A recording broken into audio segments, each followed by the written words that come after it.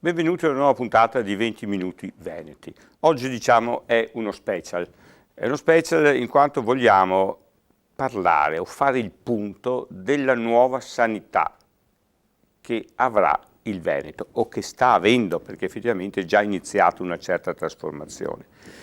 Chi meglio abbiamo pensato, dottor Cestrone, per venire a fare questo punto? Dottor Cestrone voi lo conoscete, a parte che l'abbiamo avuto anche noi ospite in passato, ma lui ha tenuto in mano l'ASL Padovana per mi pare 19 anni, se non erro, no? 18. Ecco, 18.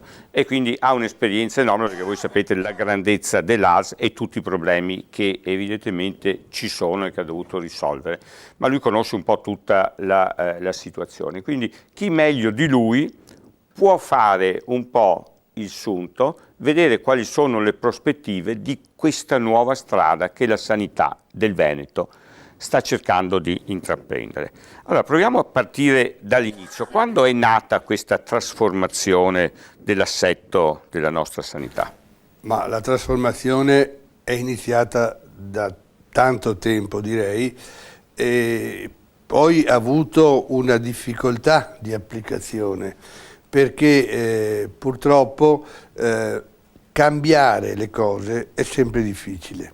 Ci sono opposizioni, anche se le cose vengono cambiate in meglio, il mantenere l'esistente è una cosa troppo forte per il genere umano, per cui molta gente si oppone al cambiamento. Ultimamente il cambiamento è diventato assolutamente indispensabile. Indispensabile proprio perché le risorse economiche sono ridotte e quindi per mantenere il livello di assistenza, che nel Veneto bisogna riconoscerlo, è molto alto ed è molto valido, bisogna evitare sprechi. Evitare sprechi vuol dire anche evitare di avere degli ospedali che rappresentano un costo importante e non rappresentano una risposta adeguata al costo. E quindi una delle ultime cose che ha applicato la Regione Veneto è quella di dire: dove ci sono nella stessa ULSS, nella stessa area, 2 ospedali, facciamone uno solo in modo da ridurre in maniera importante i costi di gestione. E questo è un discorso molto serio, molto serio, perché la somma di 2 ospedali ha dei costi molto maggiori di un ospedale unico. Ecco, questa credo che sia l'innovazione più importante, assieme al disegnare degli ospedali di riferimento come i famosi hub, come possono essere gli ospedali che una volta si chiamavano provinciali, no? Treviso, Vicenza, Verona, Venezia, Padova, eccetera, e i grandi hub che poi sono Padova e Verona. Ecco, questa gerarchia degli ospedali credo che sia un riconoscimento importante proprio per rendere funzionali, per evitare doppioni, per dare una sanità di alto livello a costi più contenuti. Però ci troviamo di fronte a dei problemi. Io parlo per quello che sentiamo della gente che dice: la gente era abituata una volta ad avere tutto, quello si dice l'ospedale sotto casa, no? Quindi si è passato da quando si sono fatti tanti ospedaletti, diciamo, adesso a cercare di avere un ospedale centrale. Si è passato da avere degli ospedali forse che facevano alcune cose a degli ospedali che adesso sono più centri di eccellenza che si dovrebbe... questo è uno dei punti principali e vorrei sentire la tua opinione su questo, e dopo invece parleremo del problema dei costi e degli sprechi. Il problema io lo vedo in questi termini, no? Una volta la gente era abituata ad avere l'ospedale sotto casa, che però, se andiamo ad analizzare bene, perché poi il Veneto è anche furbo alla fine, no? andava bene soprattutto come occasione di lavoro, perché l'ospedale dava lavoro a tanta gente, no? Però con l'astuzia veneta, questa è una cosa, io avendo fatto il medico di reparto, no, ho lavorato in medicina d'urgenza, in pronto soccorso per tanti anni, ho sempre colto che il cittadino veneto, quando il problema era serio, non si fermava sotto casa, ma affrontava il viaggio importante, tra virgolette importante, di andare all'ospedale provinciale o meglio ancora ai riferimenti di Padova e Verona. Quindi il discorso dell'ospedale sotto casa è in qualche modo un po' una mistificazione che andava bene perché tutti erano contenti di avere il lavoro sotto casa, questo sì. Ma dopo, per quanto riguarda l'assistenza, avevano una visione anche più intelligente di quella che noi gli attribuiamo. Un po' il lavoro sotto casa, un po' forse poteva essere anche frutto di voti in caso di... Esatto. Un po'. Questo forse più nel meridione. Nel meridione però hanno continuato a venire su le persone per dire troviamo l'eccellenza. Tuttora Padova vive ancora con la gente. Certo, Padova e Verona vivono molto su questo. Da giù, sì. Questo è uno. L'altra cosa è il problema dei costi. Giustamente dicevi il problema risparmiamo perché gli ospedali costano. Però la gente dice, ma forse non ci sono state troppe spese anche dovute a chiamiamo ruberie, noi abbiamo visto adesso il Mose, abbiamo visto a Genova con l'allagamento, quello che io ho visto l'altro giorno una trasmissione col sindaco Doria. Mi pare, sì, ecco Doria, così. Ecco, fanno queste cose qua e dicono dove sono andati a fare questi soldi, dove sono andati a finire questi soldi. Forse questo poteva essere un risparmio per far funzionare meglio gli ospedali.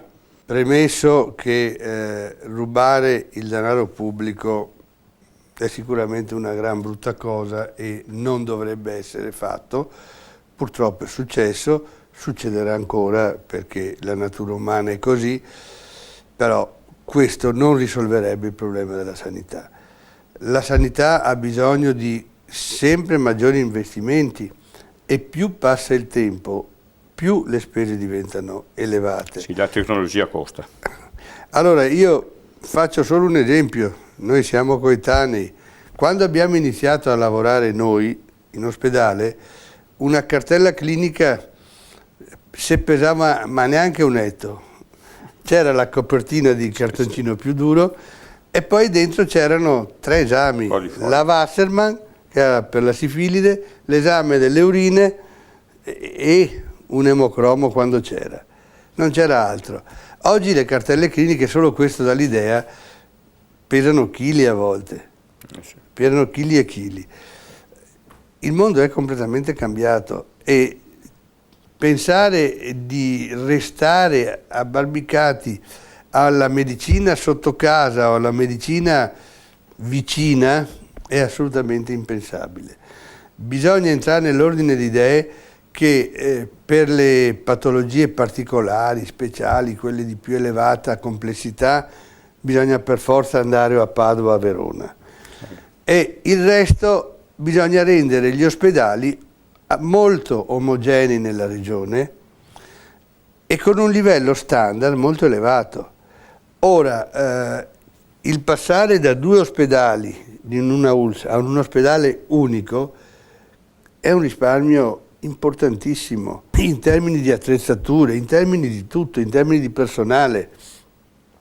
Non è più gestibile, a mio avviso, è pensabile che la collettività spenda tanti soldi per tenere in piedi 2 ospedali e poi abbia un risultato scadente alla fine, perché nessuno dei 2 è un ospedale di alto livello a quel punto, o diciamo, non parliamo del livello che può avere un Padova e Verona, no? Ma un livello standard del Veneto che deve essere un livello molto alto. No?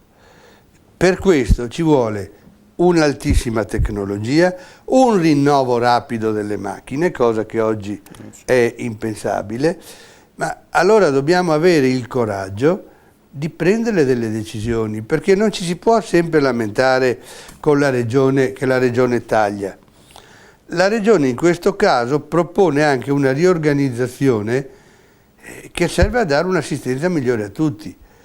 Ora, io credo che sia veramente miope non capire questo, perché si rischia di avere, invece che in un ospedale buono che funziona, due ospedaletti dove alla fine, quando qualcuno ha veramente bisogno, non ci va e va, per esempio, da un'altra parte. C'è dall'altra parte che una, chiamiamo unione, una fusione, la creazione di un unico polo, con evidentemente una dimensione di posti letto, implica un'assistenza domiciliare evidentemente che funzioni, perché il paziente viene dimesso precocemente. Io lo vedo da noi, lui adesso, questo dottor Ciastrone adesso è il nostro direttore sanitario, noi siamo sempre affamati di posto letto perché i pazienti sono così tanti e bisogna avere dimissioni precoci. Però certo, anche operare mettiamo una persona 90 anni, anziano, che evidentemente ha la pressione alta, problemi prostatici, di un intervento semplice come l'ernia, doverlo mandare a casa alla sera, perché adesso si manda a casa alla sera, ecco, bisogna che se lui sta a 10-20 km di distanza ci sia qualcuno che sa bisogno, non riesce a urinare, ci sia l'infermiere, ci sia un medico, qualcuno che poi lo guardi, ecco. Quindi ci sarà da organizzare molto il territorio. Senz'altro, e questo è fondamentale. Noi però, è sempre il solito discorso, non possiamo pensare che certi pazienti restino in ospedale, perché è come faccio io, ho sempre l'abitudine di fare questo tipo di esempio. Se io devo trasportare delle merci, non uso un reattore, non uso un caccia militare, uso un aereo da trasporto. Giustissimo. Se devo trasportare invece delle persone, uso un aereo passeggeri, ma facendo l'esempio con l'aeronautica militare, va fatta tra il caccia e l'aereo da trasporto. L'ospedale oggi deve essere considerato come un caccia, cioè una struttura dedicata a qualcosa di altamente tecnologico che deve dare risposte rapide ed immediate. E non lo può fare con un aereo da trasporto che è lento, no. Certo. E bisogna avere organizzato un territorio pronto ad accogliere l'anziano l'anziano ha molti problemi che sono sempre, c'è una quota sociale di questi problemi, perché finché uno vive in famiglia trova una soluzione ai suoi problemi. Quando non vive più in famiglia il problema diventa serio, e allora c'è bisogno di una maggiore assistenza, ma questa è una follia pensare di continuare a darla con l'ospedale, perché vorrebbe dire usare, un esempio più semplice, la Ferrari per andare a comprare la verdura. E quanta benzina mi mangia sta macchina per andare a comprare un chilo di verdura?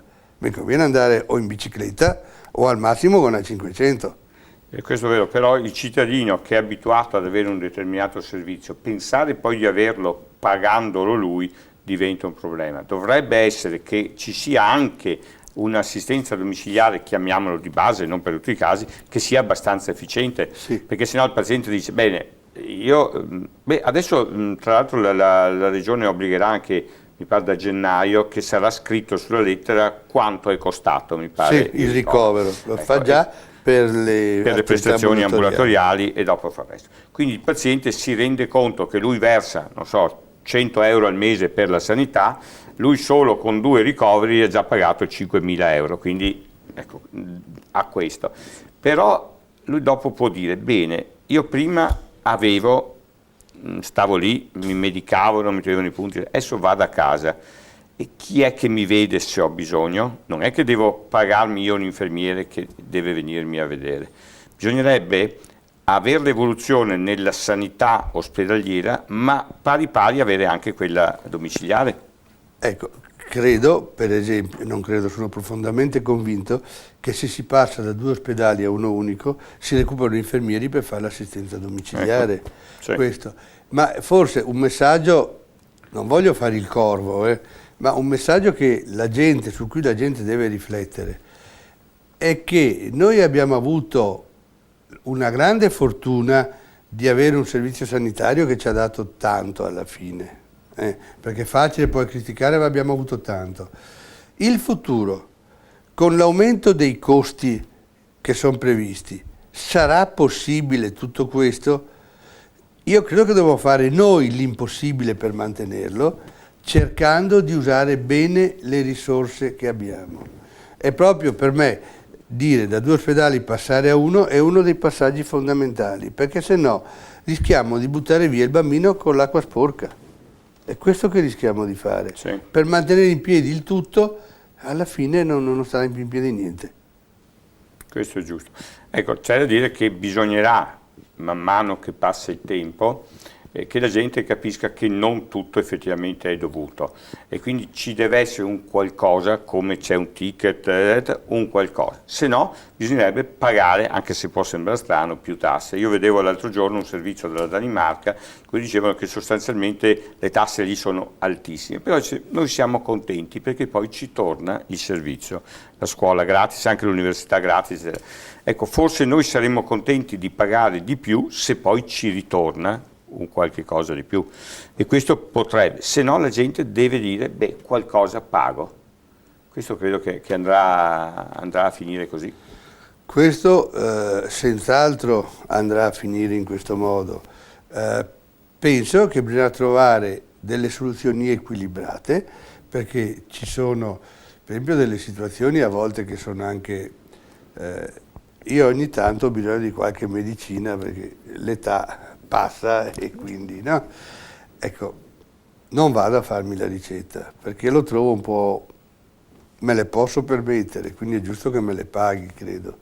Ecco, sì. Credo che un po' se si ragiona un po' in questi termini di dire vediamo di avere garantito il grosso rischio e dopo chi ha possibilità economiche la visita se la può anche pagare. Ed è sì. Quello che sta già succedendo di fatti, l'evoluzione sta andando in questo senso. È chiaro che ci sono delle fasce che devono essere protette completamente, ma io credo che l'introduzione del ticket eccetera ci abbia portato a incominciare a cambiare mentalità. Io vedo un cambio di mentalità, per esempio da noi nella casa di cura c'è tanta gente ormai che le visite le paga direttamente. Beh, anche perché abbiamo messo quelle tariffe aziendali per venire incontro. Per venire incontro, certo. Sì. Non solo visite, ma anche esami. Esami, oggi, eccetera. Sì. E quindi la gente dice, beh, in fin dei conti, le visite addirittura costano meno che col ticket, l'esame costa, giusto per non perdersi. Penso che questo sia una cosa che deve aiutare molto la gente e vedo anch'io che si sta abituando la gente ad adeguarsi a questo tipo di problema. Come ultima cosa, perché ormai stiamo finendo i nostri 20 minuti, tu vedi sempre però uno spazio, che io lo vedo alternativo alla scelta di avere una parte pubblica e anche la possibilità di avere un qualcosa di privato. Ma io questo lo vedo in termini molto positivi e credo che qui la Regione Veneto abbia sempre fatto una politica intelligente e attenta. Il privato non va criminalizzato perché costituisce una risorsa, costituisce molto spesso anche un pungolo concorrenziale, il che non guasta. È chiaro che nella Regione Veneto il privato non è assolutamente paragonabile alle prestazioni che è in grado di dare il pubblico, c'è cosa che per esempio in Lombardia è molto diversa già, no? E quindi credo che questo giochi molto a favore abbiamo un pubblico molto forte noi ed è giusto lasciare spazio al privato anche perché può rappresentare una riduzione dei costi che portano a favore dei meno abbienti alla fine. Spesso ha dei costi minori a parità, diciamo, di prestazioni. Ma è chiaro che ha costi minori a parità di prestazioni perché, per esempio, dove si fa una chirurgia solo di elezione c'è un impianto che non è lo stesso di dove si devono garantire le urgenze.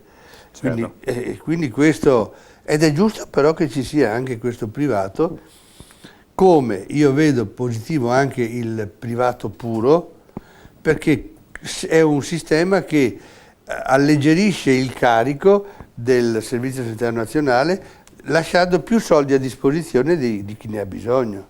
Quindi in conclusione io direi di dare un messaggio positivo, sei d'accordo, alla gente, diciamo che ci stiamo avviando verso una soluzione per migliorare la sanità per tutti i cittadini. Certo, questo Giusto. senz'altro. Bene, ringraziamo il dottor Cestrone, che è forse la voce più autorevole attualmente, e quindi penso che questo sia un pensiero positivo che voi tutti dovrete accogliere. Arrivederci a una prossima puntata.